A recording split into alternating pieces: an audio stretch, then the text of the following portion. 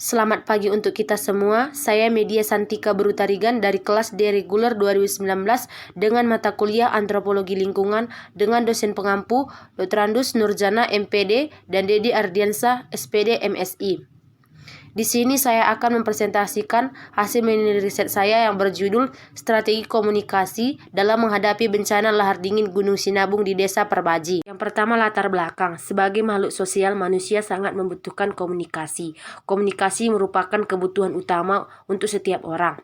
Oleh karena itu, untuk mencapai tujuan komunikasi tersebut, diperlukan strategi yang efektif untuk mencapai tujuan yang diinginkan, apalagi di dalam suatu bencana. Komunikasi di dalam suatu bencana tidak saja dibutuhkan di dalam keadaan darurat, tetapi juga sangat penting sebelum terjadi bencana. Mempersiapkan orang-orang di daerah bencana harus dilakukan dengan baik. Selain informasi yang cukup tentang potensi bencana, pelatihan dan simulasi dalam menghadapi bencana juga sangat diperlukan. Yang selanjutnya itu metode penelitian.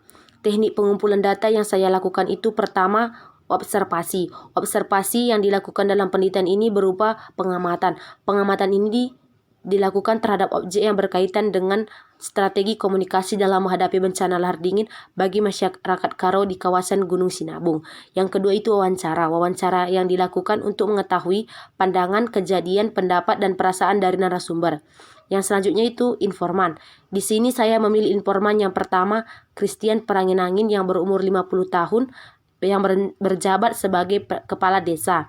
Yang kedua itu Hermanto Tarigan yang berusia 53 tahun yang menjabat sebagai relawan desa.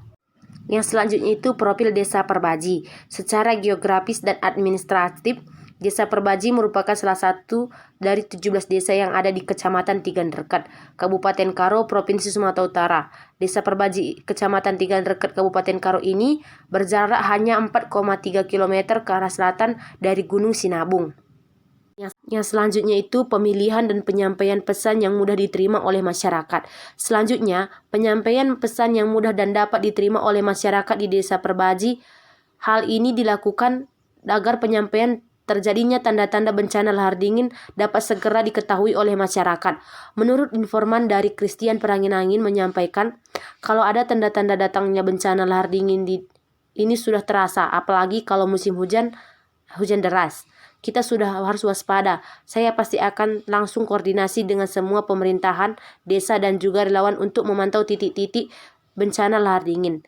Dan biasanya alat komunikasi yang kita gunakan dalam penyampaian informasi tersebut berupa holding talking atau HT yang sudah dibagi oleh pemerintah dan relawan, dan juga handphone yang kita gunakan agar informasi tentang seputar bencana lahar dingin dapat segera terinformasikan dengan baik.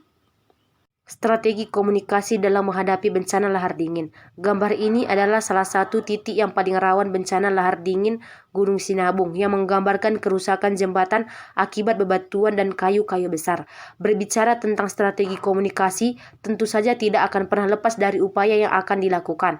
Memberikan informasi kepada masyarakat, harus ada tanda-tanda yang akan diberikan akan terjadinya bencana lahar dingin. Ini dilakukan untuk meningkatkan komunikasi untuk siap dalam menghadapi bencana lahar dingin tersebut. Kesimpulan, yang pertama itu strategi komunikasi adalah perencanaan kita dalam penyampaian saluran komunikasi, sehingga pesan yang kita sampaikan mudah diterima dan mudah dipahami oleh masyarakat. Yang kedua, strategi komunikasi sangat diperlukan khususnya dalam menghadapi bencana lahar dingin di Desa Perbaji ini, karena dengan adanya komunikasi yang baik antara pemerintah dengan masyarakat dapat meminimalisir terjadinya korban jiwa jika sewaktu-waktu lahar dingin datang pada suatu hujan. Demikianlah hasil presentasi mini riset saya. Saya ucapkan sekian dan terima kasih.